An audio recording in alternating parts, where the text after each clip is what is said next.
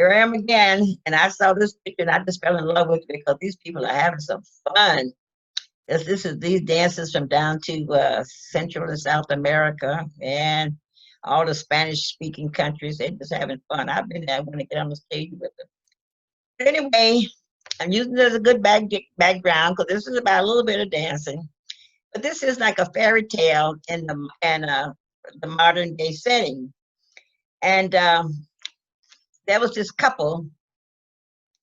There was this couple who grew up together in the same neighborhood and was always seemed to be. They always seemed as if to be friends. As they grew, their relationship changed. It changed from friends to soulmates. He couldn't seem he couldn't seem to live without her, and she couldn't without him. He was tall, about 6'2", and she was short, about 5 foot even. But they, but there they were. It is said that tall men like short women, and vice versa. Anyway, they had a lot in common, like riding bikes, picnics, camping, dancing. Oh, they love to dance, boy, I tell you. Who wouldn't? Dancing is so much fun. It makes you smile, makes you forget your problem. A lot of music and concerts they like, and listening to music, long strolls, or just sitting quiet and listening to nature in the park. To everybody else, they were average looking, but to each other, they were the cat's meow. Ow, ow, ow. They always say beauty is in the eye of the beholder. They got married after high school and had one daughter named Carolina. Oh boy, they doted on her. Boy, they doted on her. They cherished her. She was everything to them. Shortly after she was born, the mother came into a large inheritance. So he moved from the projects to a beautiful duplex apartment in a luxury development in Manhattan. Honey, honey. Boy, I wish I could live there. But I would just go there and sit on the bench and would just wonder what it would be like to live there. And my imagination would just go, wow. I would imagine just security, the beautiful landscape, the flowers, the pool. If I was living here, the gym, I could do all the exercises and listen, make me a personal trainer, have somebody teach me how to do that. Teach me how to swim in the pool and maybe have races and everything and lap racing. And the high ceilings in the new buildings they're building today, you can look out, but can't nobody look in. You don't have to deal with curtains and stuff like that. I always wanted that. And the building is always clean, the ground is clean, the yards are clean, the security people are courteous.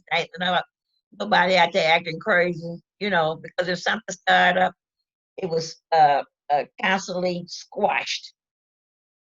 Oh boy, I could imagine my imagination would just go wild.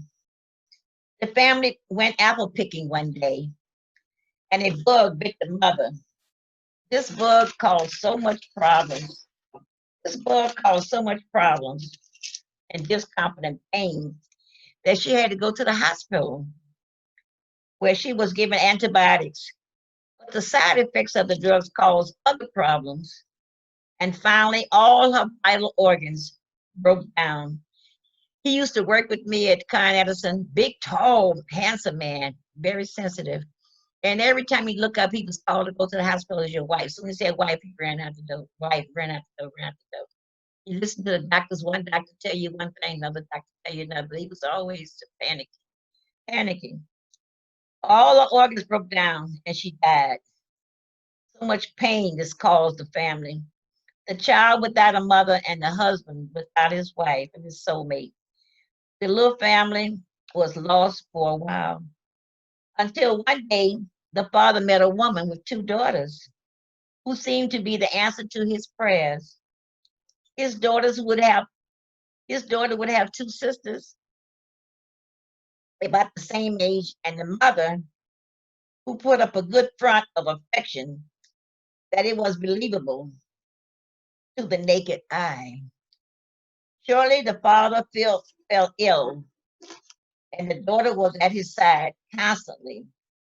He told his wife, listen, if anything happens to me, take good care of my daughter.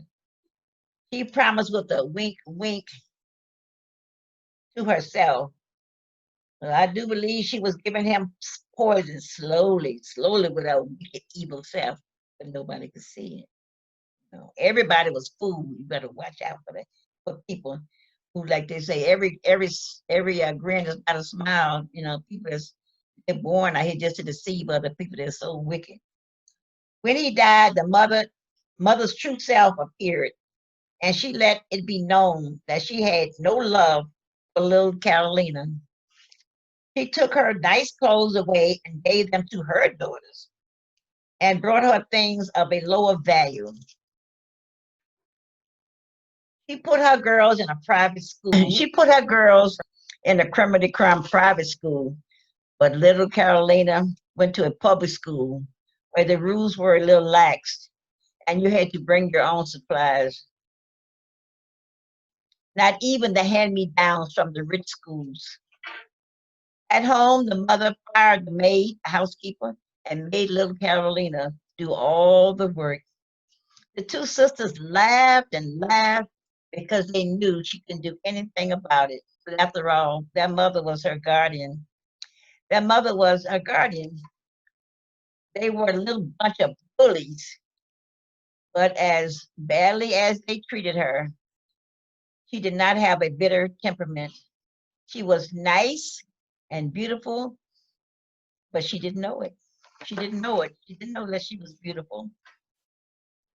One day the girls, one day the girls were invited to a ball from the school, and everybody was invited because all the eligible bachelors from the neighborhood were going to be there to check out the eligible girls.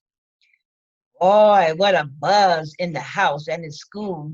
They could bring a friend if they wanted to. You think they would bring Carolina? No. Are you kidding? They looked at Carolina and laughed. Ha ha ha. Carolina was petite and cute and sweet. They were stout, average looking, and mean. Of course, the mother had them looking their best, and Carolina was left at home all alone, feeling sorry for herself. She missed her dad so badly with his loving ways.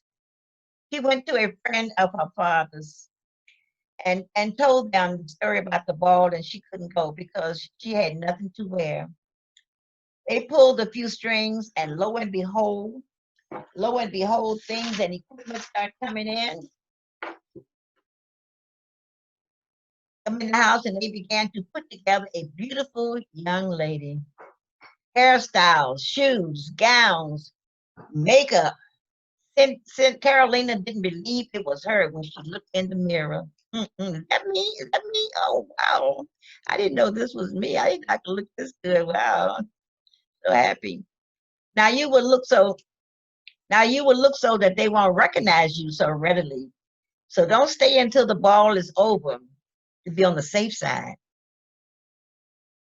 We will have our chauffeur driven limo that took you there will be outside waiting for you. So if the ball is over at 12 o'clock, you try to leave about 10 o'clock. So we'll pick you up, bring you home, change your clothes, and then you can go back home. By the time they arrive, and there's nothing happened. None to be the wiser. As soon as she as soon as she got there, this one handsome fellow took notice to her immediately and made his acquaintance and occupied her time the whole time she was there. Before she realized it was 10 o'clock and she was trying to get away from him. So she said to him, I have to go to the ladies' room. Excuse me, I have to go. She went, but she didn't come back. He was panicking, but she left her stove, and that was all he had of her. He got a list of all the ladies at the ball and got private detectives to help him check out all the ladies' gowns to see which one matched the stove that he had. Cinderella Carolita heard about this and ran to her parents' friend's house and told them what was going on. They got the gown and was able to give it to Carolina in time to match with the stove. A match was made, and little Carolina, with the help of her parents' friends, was able to marry the gentleman and leave the mean home forever. There was a law against There was a lawsuit against the mean family, and all of their assets were taken, so they became impoverished. The shoe was now on the other foot. Let's see how they like it now. How do you like it now? All right. Thank you. Thank you for listening to my story. I'm sorry I have to read so much, but I just wanted to tell it to you. So thanks a lot for listening. Okay. Bye. Bye.